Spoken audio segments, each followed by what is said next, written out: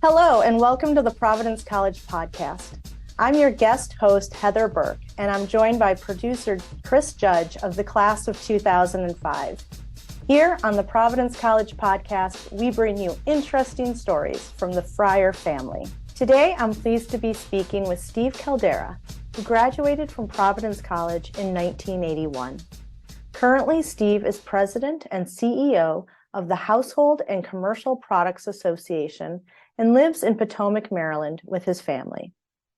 Steve is a stroke survivor and serves on many not-for-profit boards, including the Alzheimer's Association, Boy Scouts of America, So Others Might Eat, and the Bryce Harlow Foundation, the premier lobbying organization in Washington, D.C. Steve was named Trade Association CEO of the Year in 2022 by CEO Update magazine for his incredible work during the pandemic and his many contributions to the Washington Association and business communities. Steve serves his alma mater as a member of the National Board of Overseers and as the chair of the Fund for Providence College. Steve, welcome. Thank you, Heather. It is a pleasure to be with you today. We're happy to have you here. So Steve, as I understand it, you majored in political science here at Providence College, and you've had a very successful career in Washington, D.C.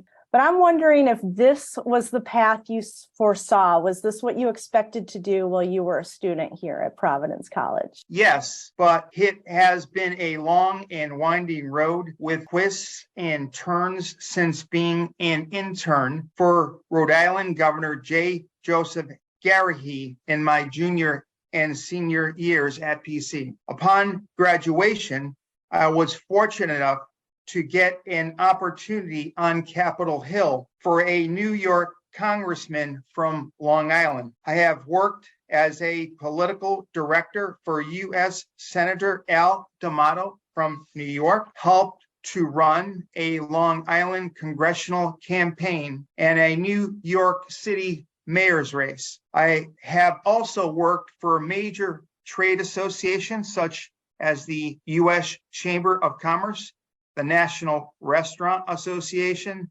and the International Franchise Association. And I am incredibly grateful for my corporate experience that I had for such well-respected companies, including PepsiCo and Dunkin' Brands, the parent company to Baskin-Robbins and Dunkin' Donuts. Now, for the last 6 years, I have been truly fortunate to lead the Household and Commercial Products Association and represent major manufacturers and marketers such as Procter & Gamble, SC Johnson, and Clorox, to name a few, especially during the pandemic, as they make cleaning and disinfecting products. Well, I see why your answer was yes and no. Certainly, as you started out, there were some clear paths, but it sounds like your career has branched off in a lot of different directions. So that's really fascinating. But were there any, while you were a student here, do you think there were any classes or people or experiences that kind of helped you discover all these different areas of your career? Good question, Heather. I look back with appreciation to the foundation that I received during 2 years of Western civilization and the political science professors such as Mark Hyde, Mary Bellhouse, and Richard Hudson that taught me so much and opened my eyes up to different points of view on domestic and world affairs. I also enjoyed my English class with Father Bond, and he was also a trusted mentor in his capacity as Dean of Undergraduate Studies. In general, I think that PC prepared me for the challenges and opportunities, I would say, that life certainly brings. Well, that's great. And I do have to ask, though, because we're recording this interview right after the midterm elections. And I think that people have been focused on Washington, D.C. and maybe consider it to be a fairly cutthroat place. You yourself have been named a top lobbyist multiple times by The Hill and for 4 consecutive years. Yet I've read other articles with you where you sort of express the gratitude to Providence College for giving students a moral compass. Can you kind of like put those two ideas together for me? I'll try, Heather. No matter what you choose to do as a profession, PC encouraged the deepest respect for the essential dignity, freedom, and equality of every person. And I think when we all look back at our experiences at PC, this is the gift that I cherish the most. And this is the one gift that we can all have the responsibility to share. That's wonderful. So that might help explain a little bit how, as you have built this successful career in Washington, D.C. and raised a family, why you've also stayed involved with Providence College. And I know, for instance, as I said in the intro, that you serve on the National Board of Overseers, but I don't know a lot about that group. Can you tell me a little bit about it? Absolutely, Heather. And I have stayed involved with PC over the years because I passionately believe it is a special place that profoundly changes lives.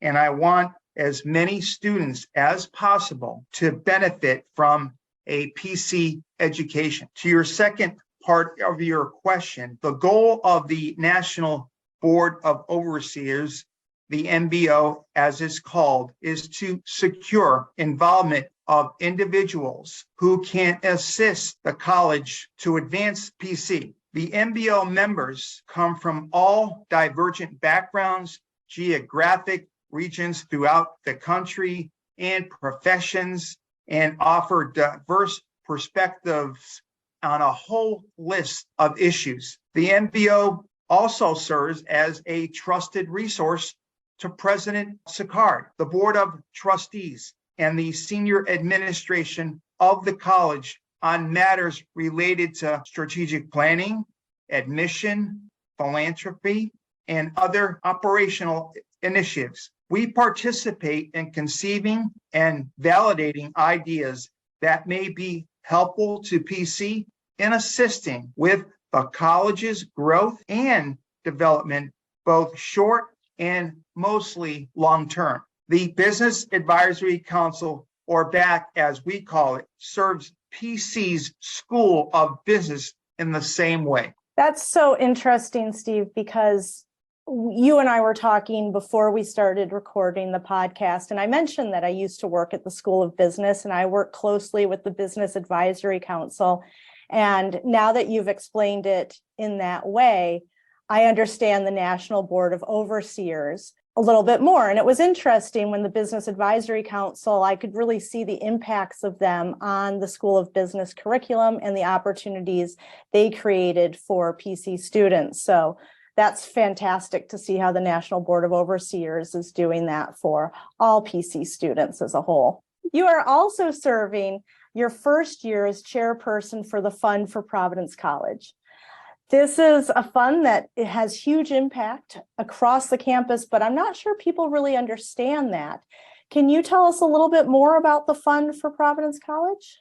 I would be happy to, Heather. I think it's important to list the campaign priorities. Of course, financial aid and endowment growth, as any college or university has, the growth of PC's national reputation by funding new and innovative academic programs, state-of-the-art facilities, academic chairs, and high-profile athletic programs. And importantly, in celebrating our Dominican identity by having visiting Dominican professors, innovative programs to share the heritage of the Dominican order, and to support DE&I programs to support this beloved PC community. And donations to the fund, it's important to note, can be designated to support areas of greatest financial need, including need and merit-based scholarships, emergency student support, and varsity athletics. The fund also serves as another way to elevate the student experience at PC, which we all know is important. My personal commitment to PC helps address emergency needs so that students can focus on engaging in all that PC has to offer. I know that in speaking to alumni everywhere throughout the country, the annual fund will help continue to recruit the students with the potential to be the leaders of tomorrow and fund the programs that help them on their journey. And lastly, if you indulge me, Heather, people can give to the fund at giving.providence.edu. I will say that again. People can give to the fund at giving.providence.edu and perhaps share a story about the impact that this fund has had. I will always indulge you, Steve, in giving that information out to our audience. Thank you, Heather. I think it's so important, but I work here on the Providence College campus and I see the impact of the fund for Providence College every day. And talking to students, they're just so thankful for it. You know, you've done a lot for Providence College and now you're the chair of the fund. It's a 3-year appointment and you were just appointed in July. So it is a new area for you, but I'm wondering if you can tell us what you hope to achieve, how you hope to put your stamp on the fund for Providence College. Good question. And I am passionate about raising funds to help PC students who are smart enough and hungry enough to come to the college, but may not have the financial wherewithal to afford PC. Everybody associated with the fund wants to be able to give them a scholarship that makes the difference in their lives, one life at a time. And at the same time, benefit PC by having a student body from a wider geographical area and more diversity that would enrich the student experience, expand the perspectives, which is so important to any college or university, and develop a more global mindset for PC students. All of that, in my opinion, adds up to a more beloved PC community, Heather. And that is our whole goal, right? Is to create that beloved community. Yes. It's interesting to see all the different ways that it is put into motion here and with our alumni throughout the Fryer family. So Steve, we've been talking a lot about the impact that donations have to Providence College. And if you will indulge me, there is a special opportunity coming up on Tuesday, November 29th. It's Giving Tuesday, and Providence College does participate in this event. Can you tell us a little bit more about it? Yes, I'd be happy to, Heather. Part of the national event of Giving Tuesday, which always follows Black Friday, and by the way, is a wonderful opportunity to give to what you love, which we all know is Providence College. We have ambitious goals for both money raised and participation. So every gift, no matter how large or small, and I think that's important, no matter how large or small, is greatly appreciated. It is all of our collective responsibility, all of us, to give back even a little bit to the institution that gave us so much and means so much to us, the place that molded us and for which we are so grateful. So Heather, keep your eye out for the Giving Tuesday email from the college. Follow us on social media or go to giving.providence.edu, giving.providence.edu to help us reach PC's Giving Tuesday goals. And I will say it again, this is a great and a terrific opportunity to positively impact the student experience at PC, which we know is so critically important. Indeed. And also critically important to Providence College is athletics, which is one of the designations of this fund. But I think that a lot of people coming out of the weekend at the time of this recording are excited about the start of the PC basketball team. Sure. Let's keep it up. Go Friars. Yeah. But I understand that you have a special Friar connection with your grandfather that has a basketball bent. Is that right? Yes, that is true for me. I will always be grateful for the time I spent watching PC basketball games with my grandfather, a 1929 alum, and hearing of the rich history of the college and what a great liberal arts education he received. I wanted to follow his footsteps to PC, even from my early days as a young child. And it sounds like, given your continued involvement, you really have followed through with those hopes and dreams. Yes. I understand. I have one more question for you, and then I won't hold you up because I know that you have a busy day ahead of you. You recently returned to campus for homecoming, and the weather could have been a little bit better, but what was a homecoming highlight for you? Well, Heather, you're right. Despite the weather, it was well attended and wonderful to be back on campus, which I always enjoy, no matter what the weather is. I love seeing familiar faces, connecting with old friends, and enjoying the warmth and enthusiasm of the PC community.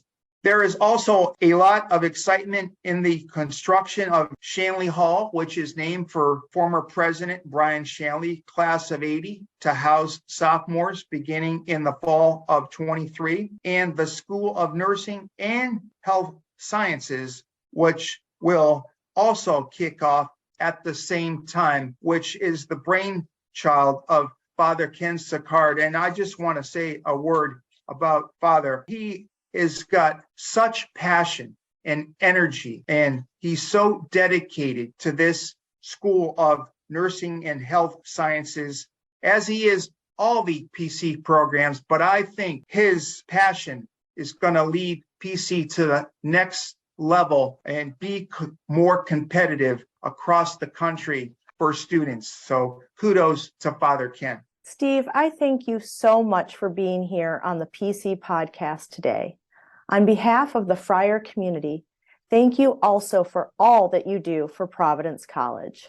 My sincere pleasure, Heather, and I'm just grateful to give back to school that I love in Providence College in some small way. Thank you. Subscribe to the Providence College podcast in all the usual places, including iTunes, SoundCloud, Stitcher, Google Play, and Spotify, as well as on your smart speaker.